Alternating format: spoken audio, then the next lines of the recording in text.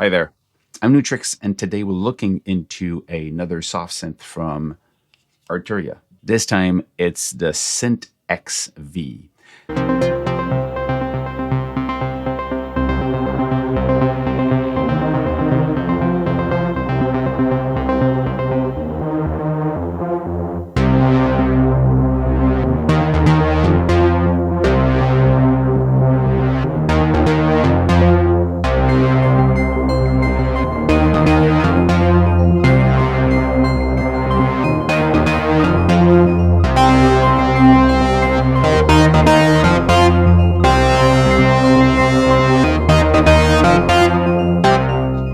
Syntx was an Italian synthesizer in the 80s made by the company Elka. It was using DCO, like a lot of synthesizers started to use at that time. So I meant these were stable, was analog, but controlled by digital. It was a 2-layer design, so 2 layers of synthesizers playing at the same time. 8 voice polyphony. So let's just dive right in. We'll talk about how Arturia brought it back to life virtually, what they added to it, and basically I'm going to go through 10 tips to get the most out of it, okay? Before anything else, remember that Arturia always has a very complete tutorial built in. You click on the little gear and you've got the tutorials. You click there and then you go through all of this. And they show you with examples every aspect of the synthesizer that is interesting to understand, to go deeper in it. So you have to go through this when you get it. It's just a really quick way to go, okay, I understand how to use it. Now let's go through a quick tour. This whole synthesizer here is 1 layer, basically. Actually, outside of these section here, master, the layer control, and the master here, and this, which is linked to this, the first half part of the top is the entire layer. It's basically 1 synthesizer, and you have this twice. So the first tip is basically to understand how the layer works. Now, right now, I'm seeing layer A because you see here in layer control, I clicked on A. So what you have on top here is A. Now, remember that on the hardware, the only way to know that you were turning oscillator 1 from layer A was to look at this at the bottom here to say, okay, I'm actually working on A. And when you click here, now I'm working on B. But there was no information to know outside of these 2 buttons here. So now they added a little bit more. You have this section here at the top, layer A and B. Again, you can switch between those. But then they added a graphic color. So when you're in layer A, you see all these either moving or not, the values of the knobs. There's a little color around it to show you that this is blue. You're in layer A. And if you switch to B, you have layer B. So this is how you manage to switch between them. So that's the first tip, to understand that you might be in B and you might hear A and B. So you're in duo, you're hearing A and B. So if I switch this here, change the volume of this one.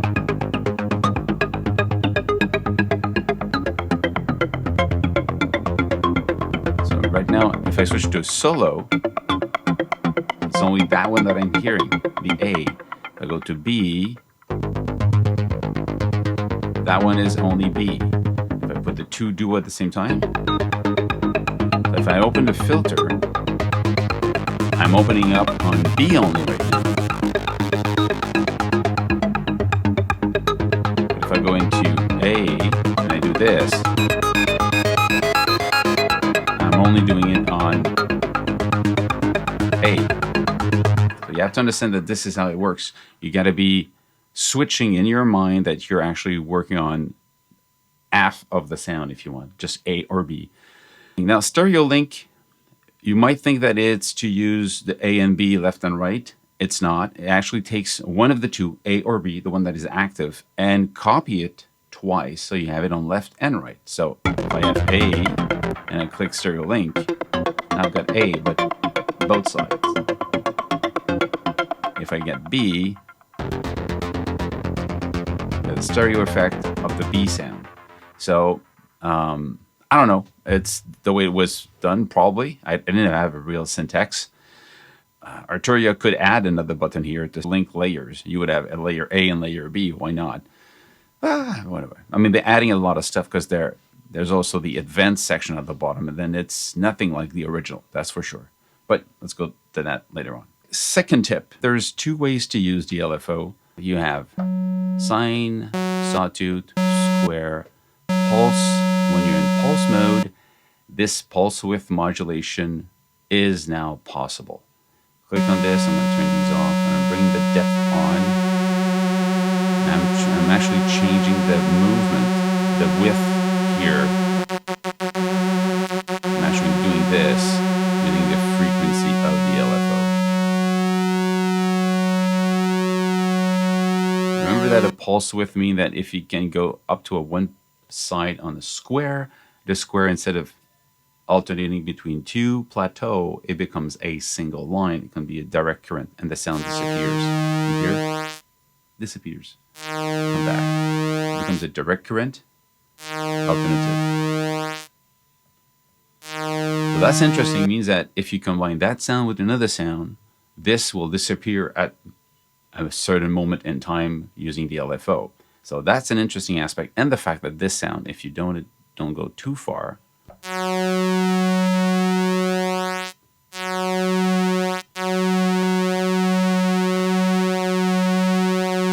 always moving. Very nice movement. Okay, so that's the pulse width. That's the second one. That's tip number 3. It's using the LFO of the layer for controlling oscillators' pitch. So of course you can use it for pitch. And if you take it for the first one, for example, okay, that maybe is bizarre.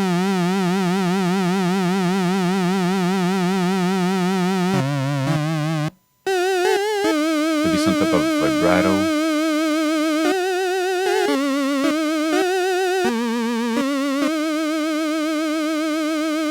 Okay. So you could have some vibrato if you want with this, but that's the classic way of using it. Now you go, if I want to use it just on 1 or 2, okay, it's fixed. If I add the second one now, this one has vibrato, so it creates some type of chorus at that point. Then you don't have to be as fast. You create some type of lo-fi sound just by moving the second one, and not the first one. Now, next step is that you can use this, and it becomes even more logical and interesting when you add these other controls, the ring modulation or the hard sync. If you click on the ring modulation,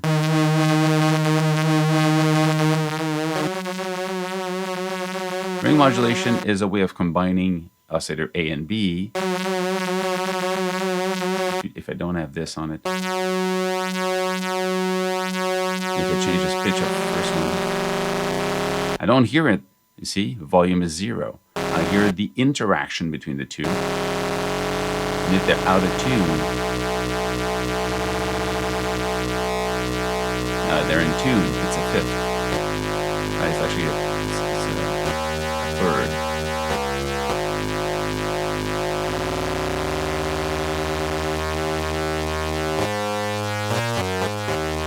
So create these new sound, these new harmonics and frequencies built into the sound using the ring modulator. But now what's interesting is if you say this, but I'm going to do this with the second one. I'm going to take this one back to 0. Actually, double click, and then I'm going to use pitch of the oscillator 2 to detune it.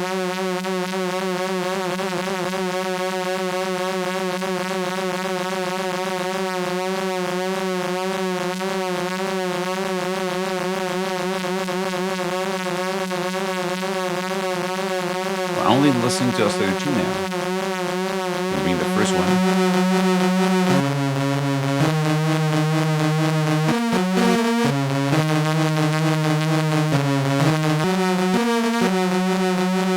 So again, it creates a lot of texture and a lot of sound coming off the fact that you're using LFO2 only to control the ring modulation.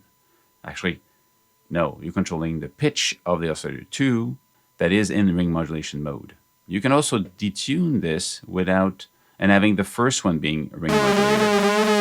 The second one, you hear the pitch moving, or you go, no, I don't want to listen to the second one. I only listen to the first one now.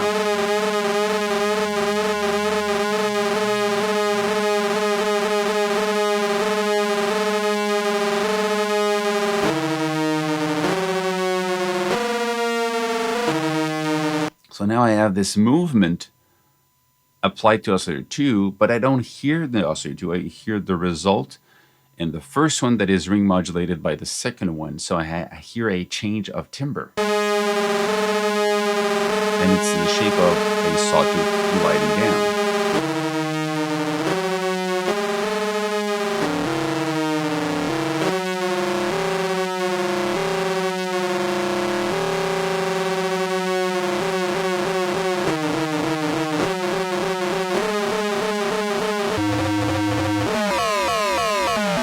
Create these weird tones with it. You stay in certain values, it will keep being musical. If you go out of that, it becomes, science fiction sound effects. Now, the same logic applies to hard sync. Just remember, people, that a hard sync is to change the speed of oscillator 2 when oscillator 1 reaches the end of a cycle. So it basically forces 2 to be in sync with oscillator 1. So if you detune it, if I take it off, you hear the pitch changing. If I don't, if I turn it back on, you're basically changing the harmonics because you're changing the length of some shape of it. So now if I have this movement in it,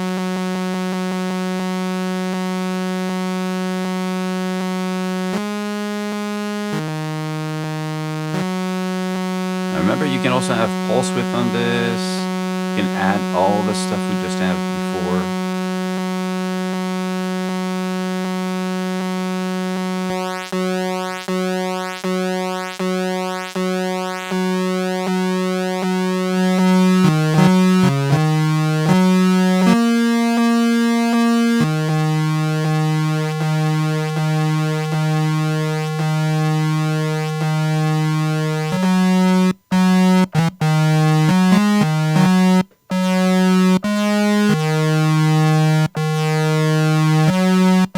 If you want to ramp up and reset, it means that every time you press the key, you're going to start over that reset, that ramp up. That's the depth of it, and that's how fast it's going to go.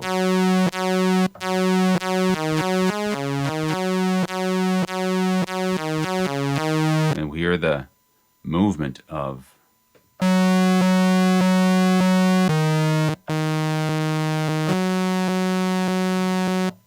Now, there's also filter, amp, and pan on the LFO layer, so you can also send that to the filter. And then go at depth 2. So it's the same LFO, same speed, same shape, but sent to 2 different depth to a bunch of different destination. Okay? That's for this. Now, there's a difference between the layer LFO and the master LFO. The master LFO will affect all of it. So if you want a different sound between A and B and different ways that the LFO works, you do it in the layer LFO. But if you want the whole, let's say, vibrato or tremolo to apply to all the sounds that you're playing at the same time, then it's going to be happening here and the master LFO. And I'm guessing it's more logic here because also you can actually sync it to the wheel.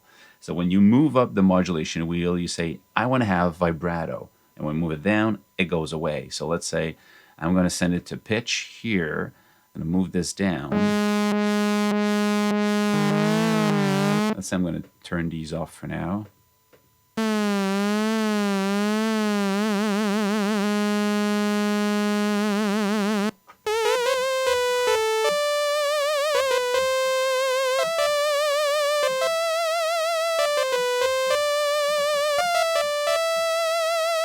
So you just turn it on when you want. So by gliding the modulation wheel up, the master LFO will be sent to all. And then again, you can say just A or just B.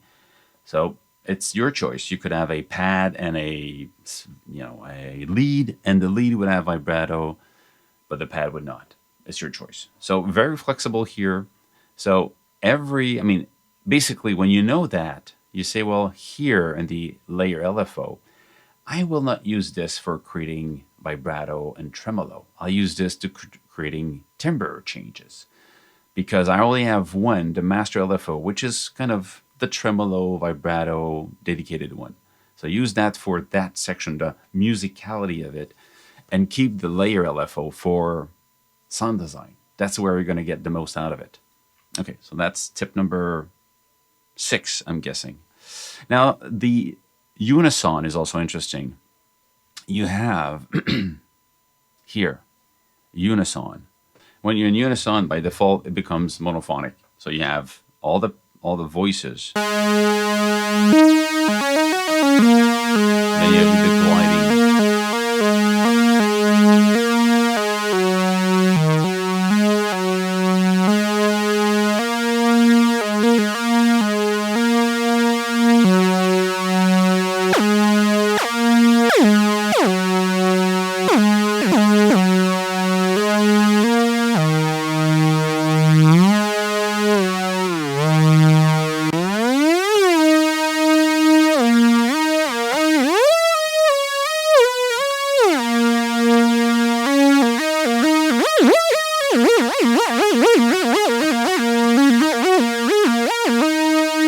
So UNISON and glide becomes very logical to use at that point. You've got the master here, but it's vintage master. But vintage is how much dispersion you're going to get from these value here. These are internal virtual values of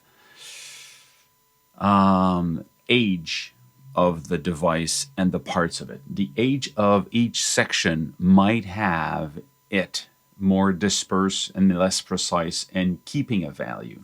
So your filter cutoff point might be moving and more be out of place, moving more, maybe less on the target. Same thing with pitch. It can be, more kind of moving around the value that you decided on. Pulse width, same thing. Drive, resonance, pan, spread, and the envelope time. It might be a little bit off, slower and faster. So it's not always the same thing playing. So this is dispersion. How much is going to go away from the original value you're looking for, if it would be new in a way. And then you have the value in all of these and how old this thing sounds or react. And then you can say, well, I don't want it on the filter. I just want it on the pitch, or I don't want it on the pitch. I want it on the filter. And I want it a little bit here, but I want it a lot on the drive, and I want it a good. So you can decide separately the amount for them, and you have the global knob here to say how much you want it to happen. Now let's dive into the multi-arp. This thing is really interesting. So I'm going to go into sequence, this one here. Arpeggiator here, you have 4 of them. So that's wicked right away. You got 4 arpeggiator, we got 2 layers, and the 4 arpeggiators will add up. So you have the rate and you have the gate. So that's basically what you have. It's very simple. You can edit. When you click edit, you have access to this, or if you click edit, or if you click on advanced on the top here, top right, advanced, and you have different aspect here. You've got the effects, multiband, paramedic EQ, delay, and reverb. You get a function. You have another function. These are basically massive, weird LFOs that you can be, drawn and shaped, and you can just assign it where you want. Just click and drag it here, or drag it here, and then it works. And then you say how much you want it. So it's very quick. But that's something you see in all the Arturia stuff. So it's not a big surprise. Same thing with random. It's another type of LFO if you want. And then how the keyboard response, the mod wheel, all of these, the mod wheel, the key tracking, the velocity, release velocity, the aftertouch, and the MP also can be used. So what you want to control with these different controls or values or controllers, you can just click on it and drag it where you want. The buttons don't work, but the knobs and faders can be assigned, I think all of them can be assigned to something, not the vintage. Okay, and then you've got macros. For macros, again, you can assign them where you want. You just basically bring them at the different, and then there's the different destination. And these macros would normally be assigned to knobs that you use on your computer or on your device, like this one here. I've got 4 knobs, and it could be assigned to this.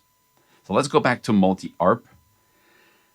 Multi-arp, you basically have your 4 arpeggiators. Okay, 1, 2, 3, 4. You can turn them off like this. You can also put them in solo mode. I only want to hear this one.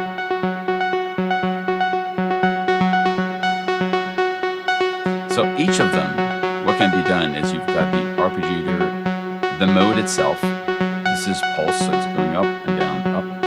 It's a different way of playing. This is kind of going up and down the notes.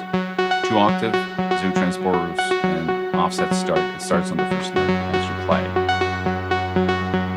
Here I got 2 sounds. The back, you get the pad. The pad doesn't have the effect because the arpeggiator is only on A. If I turn on B, that's the pad also playing. But if I don't need it for the pad, I'm going to click it here.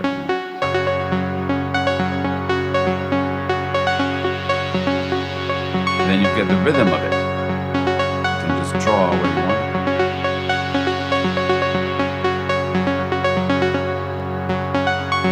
See? See 2 times a rate. Jump 2, play 3, jump 2. And then there's already designed.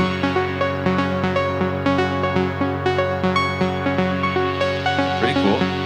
Say note retriggering or just retriggering by when you get to a time and the length of it. From 2 to 16.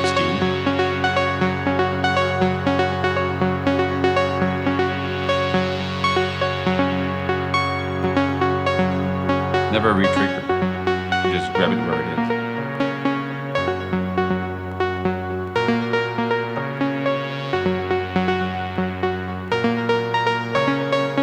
Gate is out long.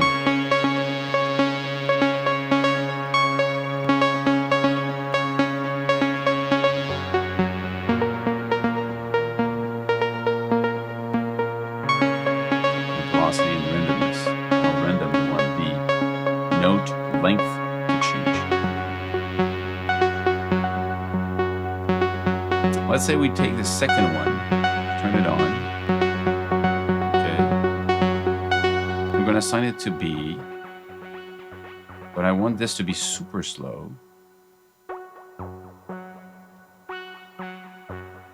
And I want it to be, I don't know, 4 length long.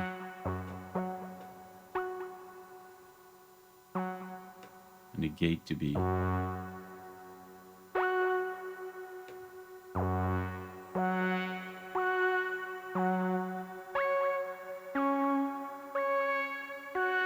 okay, with this one, if I turn on if I have the 2, the 2 of them playing together, and I can add more.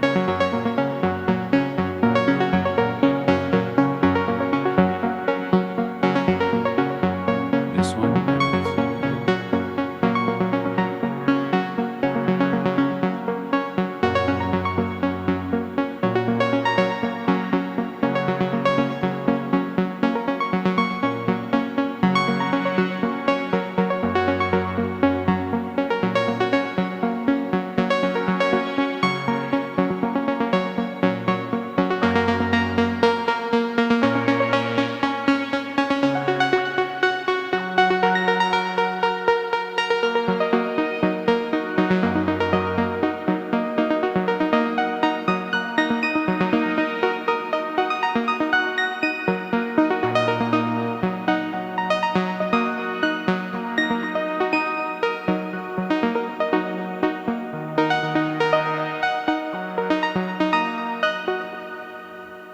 And if this plugin is run as a VST, The arpeggiator can be recorded as a MIDI out into something else. Pretty cool. Another thing that is really interesting is that when you're in the multi-arp section, you can actually lock the multi-arp and decide of, okay, this is what I have. And then when you change the presets, the ARP will stay the same. So if you use the ARP as some type of melody in your song, but you want to try different patches, you can lock it and the ARP stays as you switch patches. Again, Arturia makes amazing synth hardware and software. This is just a really cool synthesizer with a lot of function and features, and it's just wow.